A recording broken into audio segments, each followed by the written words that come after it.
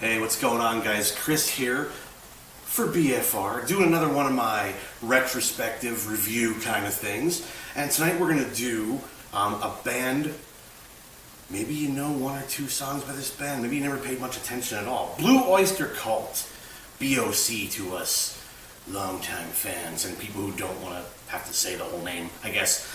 But this band has been pretty much active since the late 60s, very early 70s.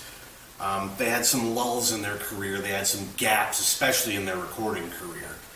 But they've kind of been on the road, man, for 50 years or so. They're not joking around. And I wanted to wait to do this video because their new album just dropped a couple days ago, and I wanted to have a little time to sit and listen to it. I don't have it yet. It's actually en route whenever Amazon decides to bring it to my house. So just a little tiny information before we go into their albums. In the late 60s, what eventually became Blue Oyster Cult went by the name the Stalk Forest Group. They were the Soft White Underbelly, I think, for a bit, Awaka, some even more ridiculous names that I don't know where they came up with this shit. Not like Blue Oyster Cult's the greatest name in the world either, but you understand. They were signed to Elektra, I think, at the time, and all the output that was recorded, if I'm not mistaken, was never actually used. The stuff sat in the vaults for years until the 2000s when it was finally released. I believe it was called Saint Cecilia. I don't have it here with me. But it was all those original recordings, which pretty much covered an entire unreleased studio album and bits and pieces of an even earlier aborted studio album.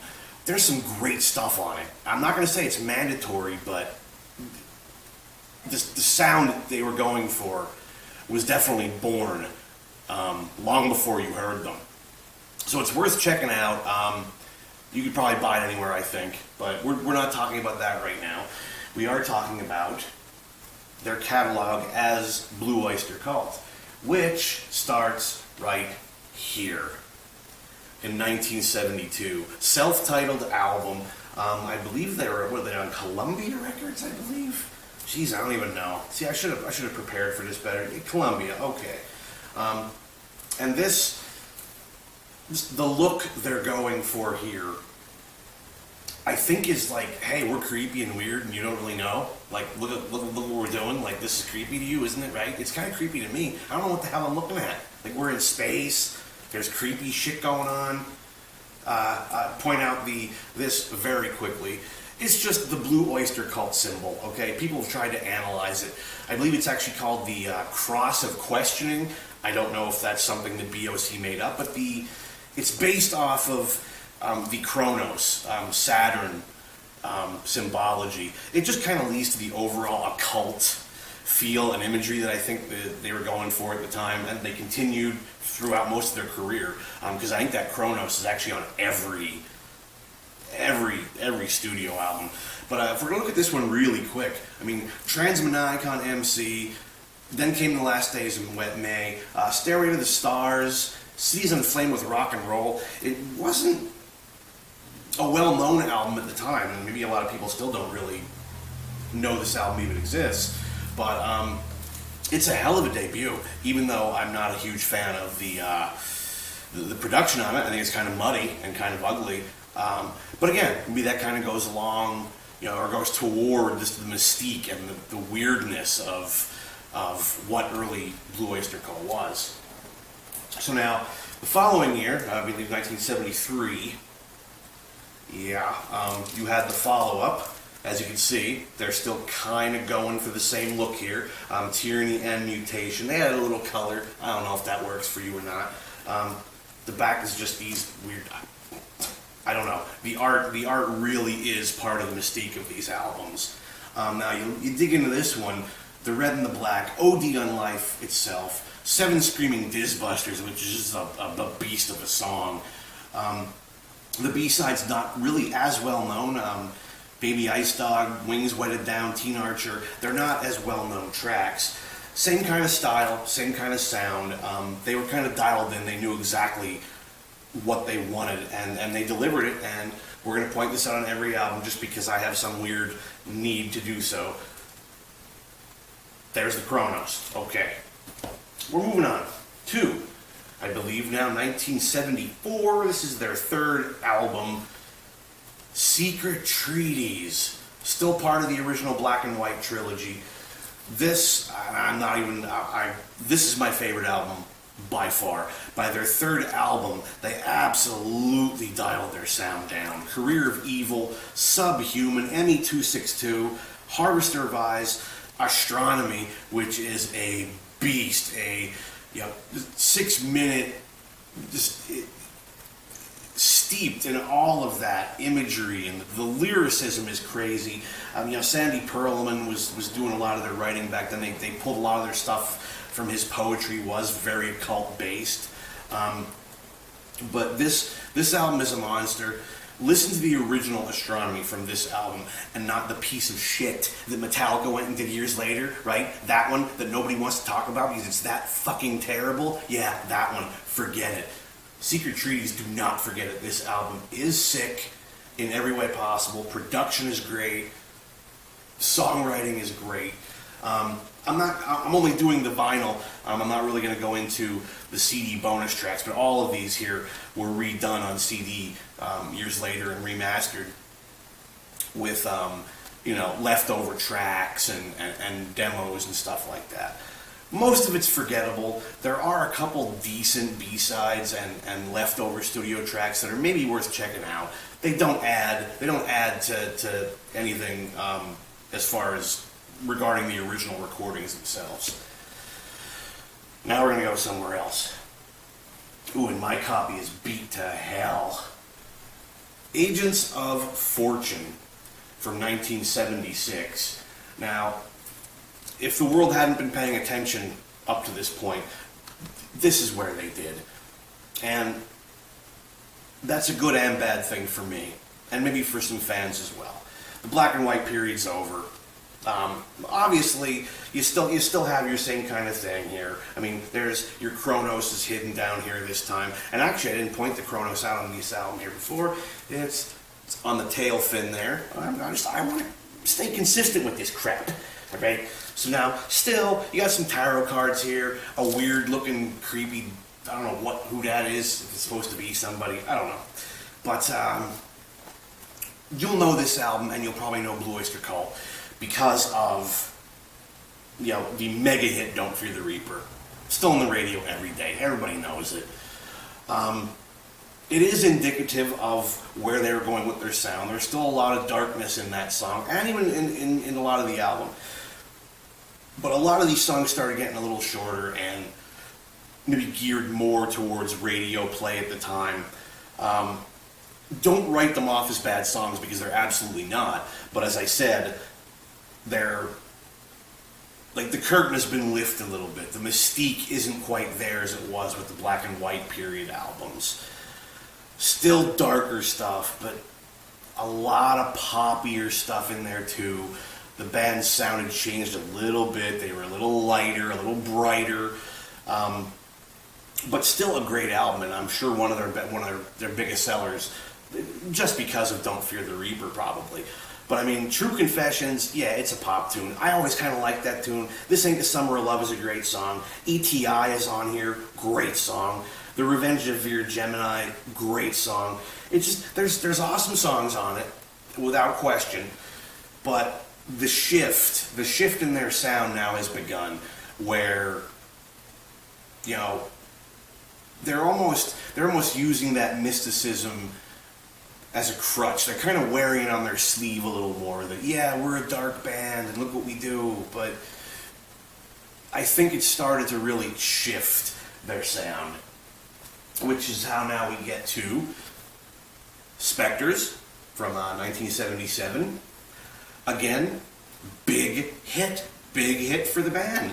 Why? Godzilla. That's why. You know that song, right? Of course you do. It's on here. It opens the album. It was a pretty big, crazy hit for these guys. Kind of a strange song, but I mean, the lead guitar work is just non-stop during this thing. It's like one guitar solo for 3.5 minutes, basically. The Golden Age of Leather is a classic.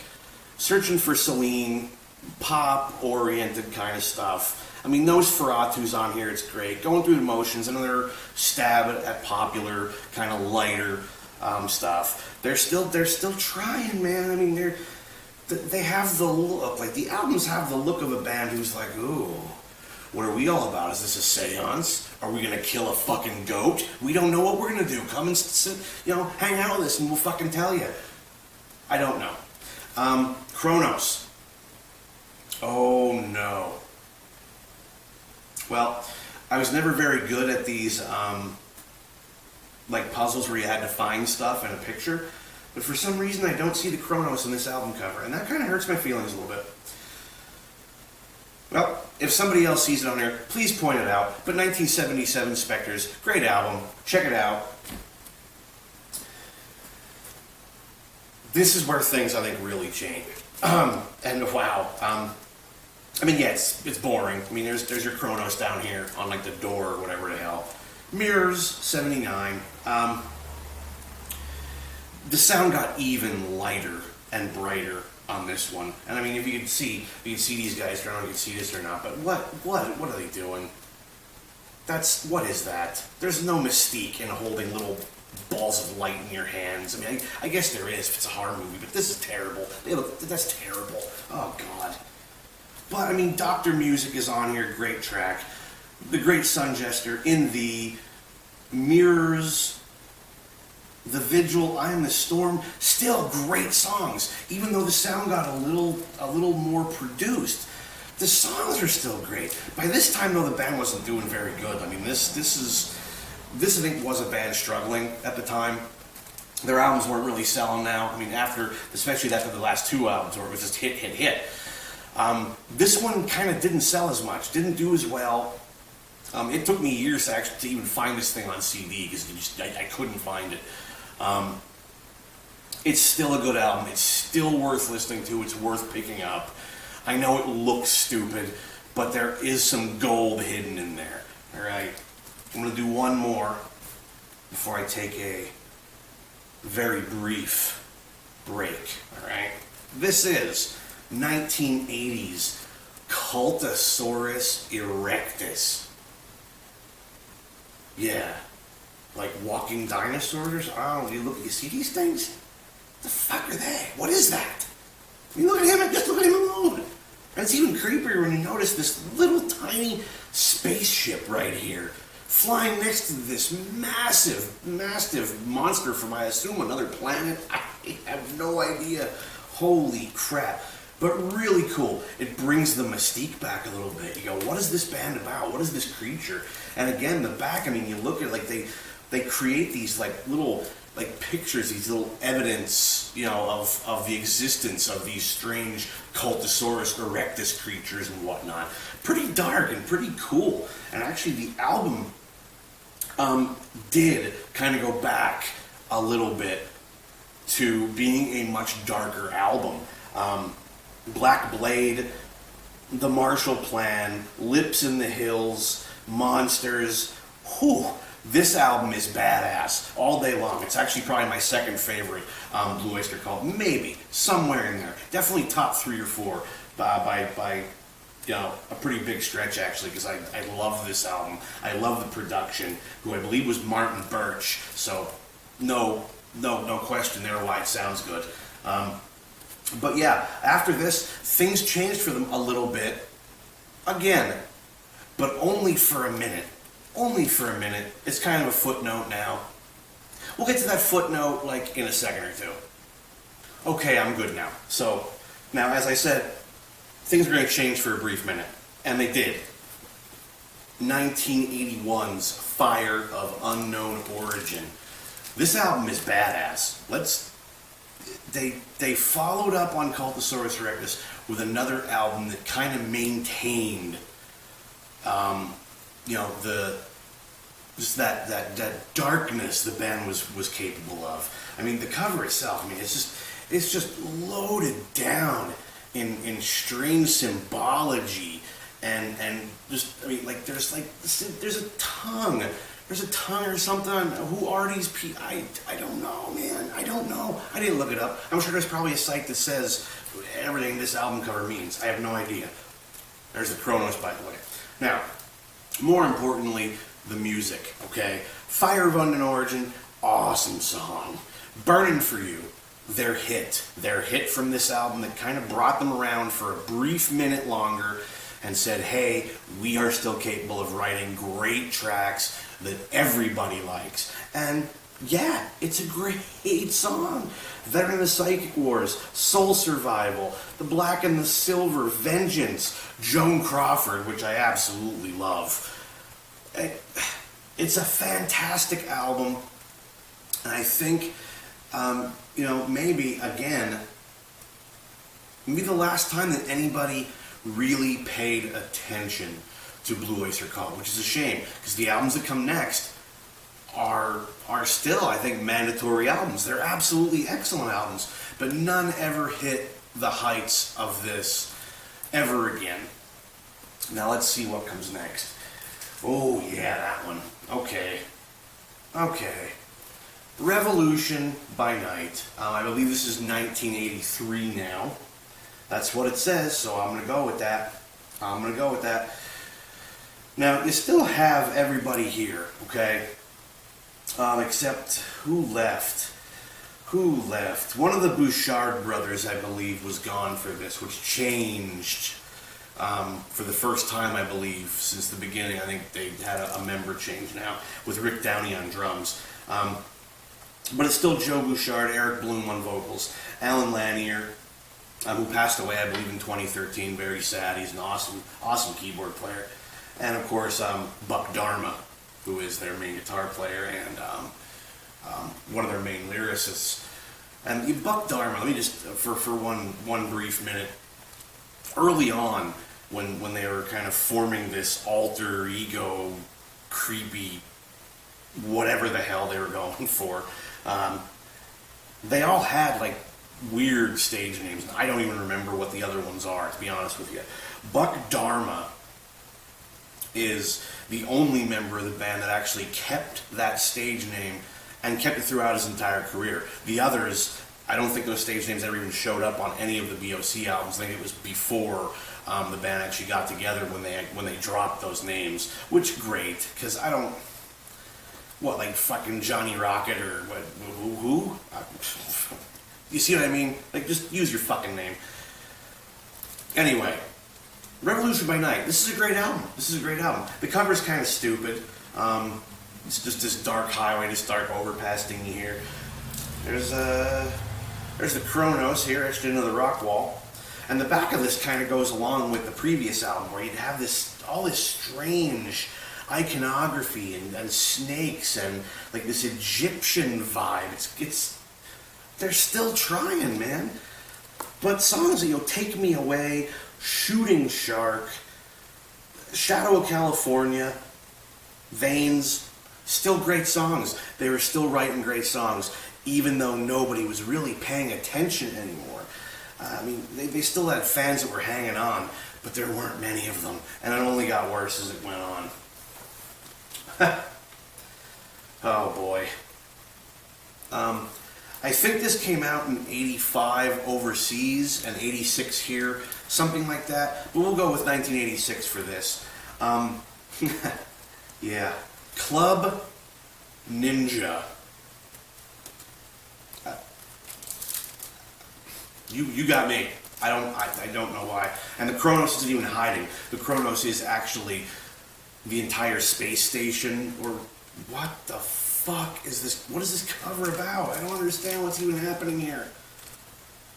I mean, maybe that's the same spaceship there from like Cultosaurus Erectus or something. Were they trying to go with some like secondary theme here? I don't fucking know.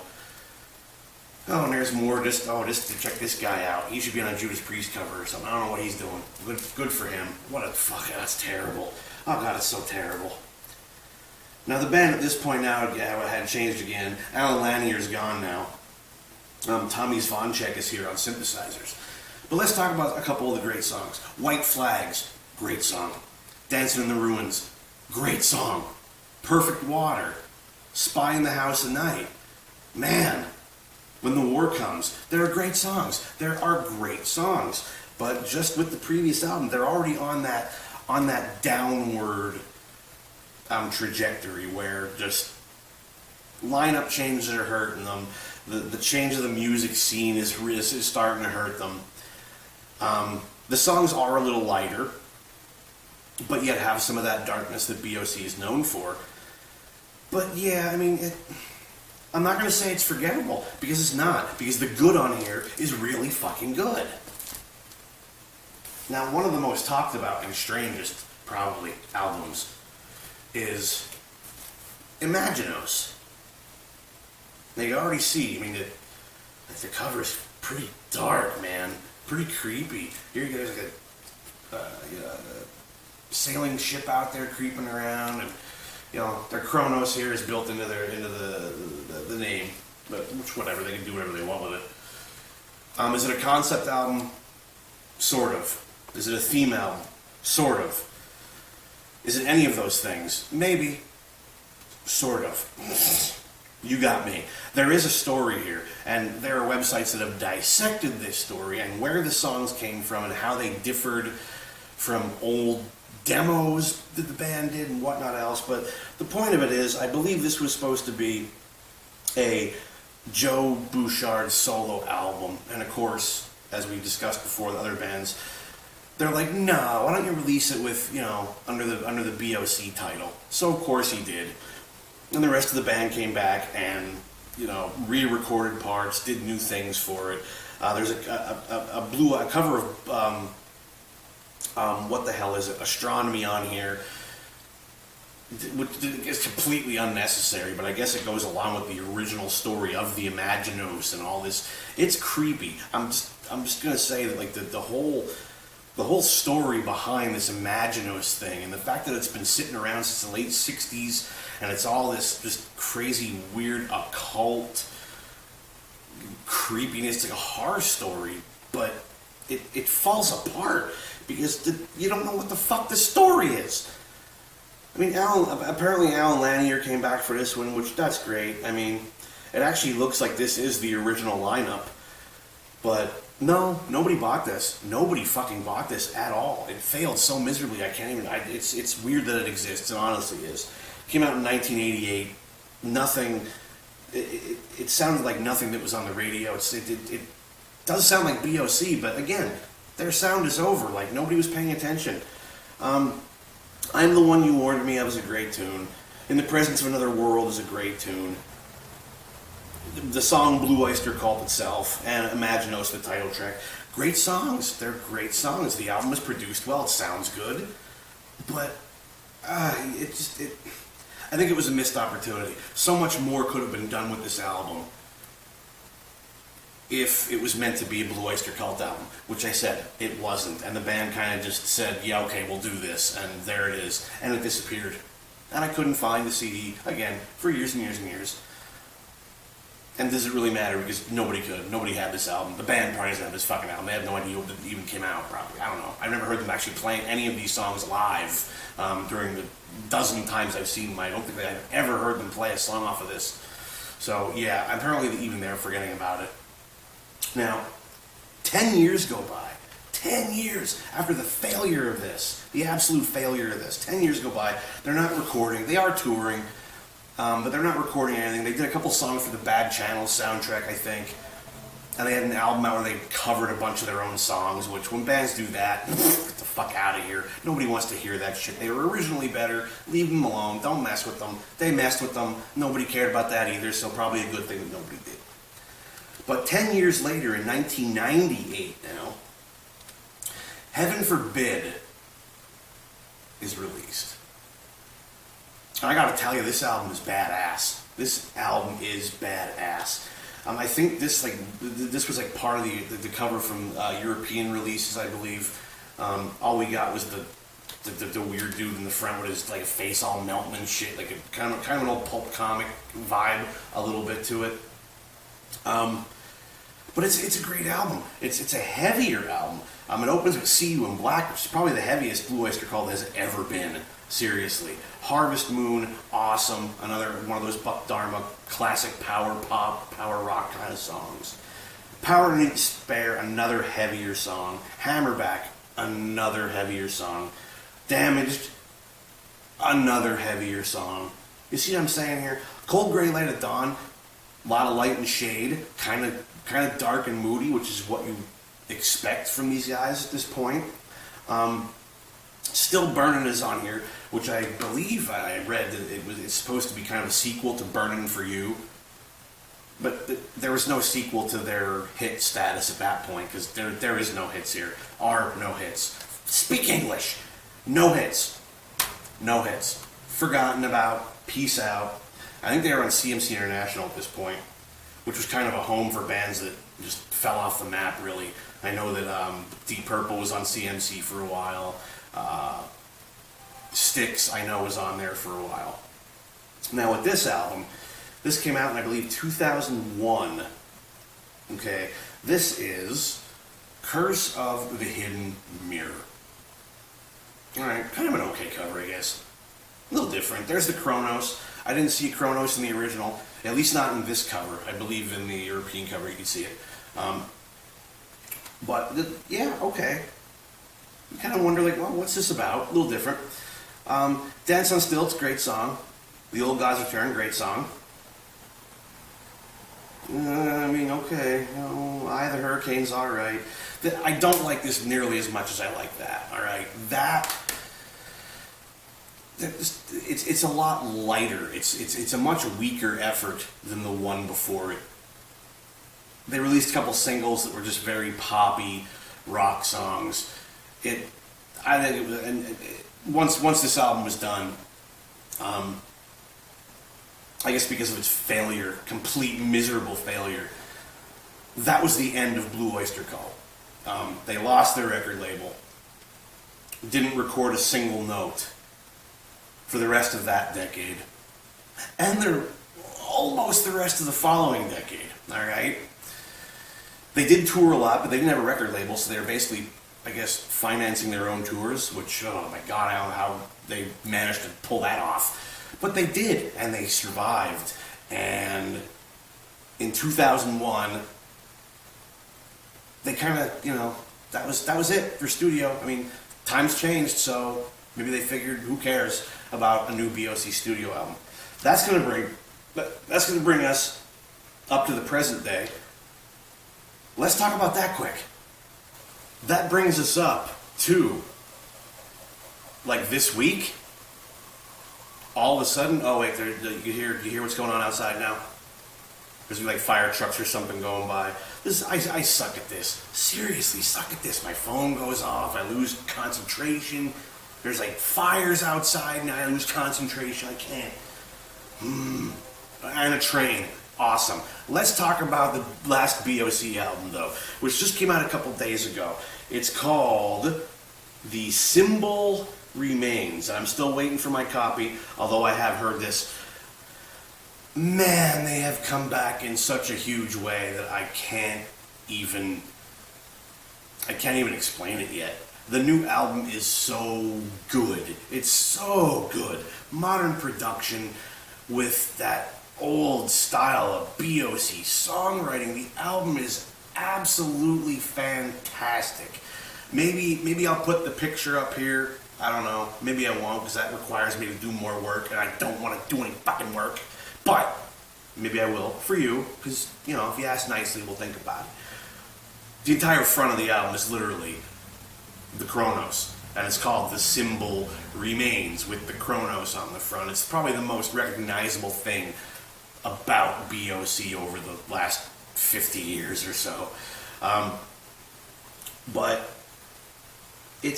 that was me and Box in my head, and I believe even Tainted Blood were all released as singles just to kind of promote this thing. I saw them all online. And Tainted Blood actually has Richie Castellano, I believe it's Richie, their guitar player, singing lead vocals. He fits in, man. He fits right in. He's got a great voice. And he's a sick guitar player, man. Like I said, I've seen BOC numerous times now with this new lineup, and he's a great guitar player. Great, flashy. He likes to show off every now and then. That's cool.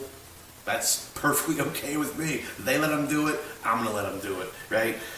It goes through Nightmare Epiphany, Edge of the World, Time Machine, The Return of Saint Cecilia, another Castellano track, which is actually a sequel to a song that showed up on the CD we first talked about of the demo tracks from pre-BOC. He decided to come in here and kind of write a sequel song to that, which is bizarre, but hey, I'm in.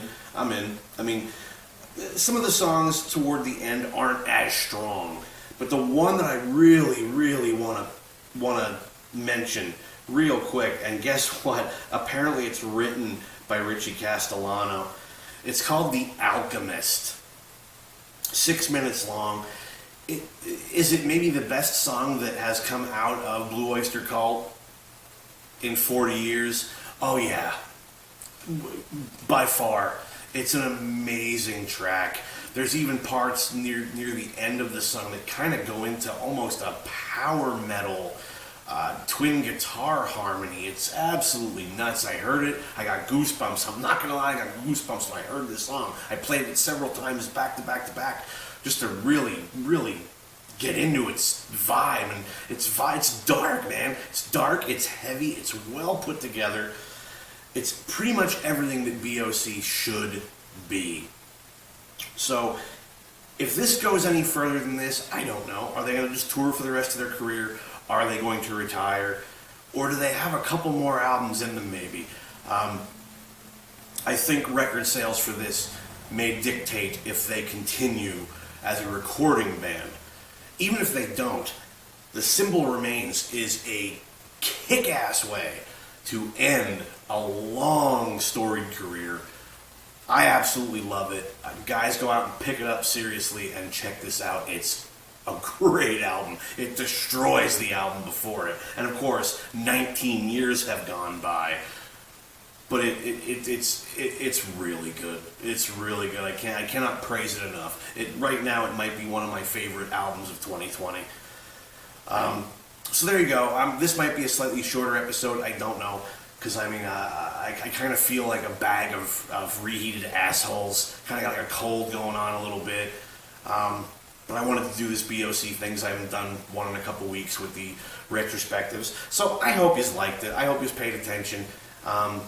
If I'm just background noise, that's cool too. Thanks for welcoming me into your house, and let me yap for a couple minutes. That's fine. But I'll be back with more of this as the weeks go by.